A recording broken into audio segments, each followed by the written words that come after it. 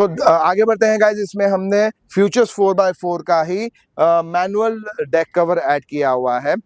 मैं आपको बता देता हूँ, ये बहुत स्मूथ है रीयूज करने में। ये सिर्फ आपको इसको प्रेस करना है, थोड़ा सा पीछे पुल करना है, इट गोज लाइक दिस। आपको जब इसको आगे लेना है, we have given this belt with this, आपको इसको आगे खींचना है एंड यू आर डन। इसके साथ में इसकी 2 कीज आती है, आप इससे इसको लॉक भी कर सकते हैं। जैसे कि आप देखते हैं, जैसे कि आप लोगों को पता है, हमारी हर एक हाइलक्स में हम टेलगेट लॉक तो ऐड करते ही करते हैं, वो हमने इसमें भी ऐड किया।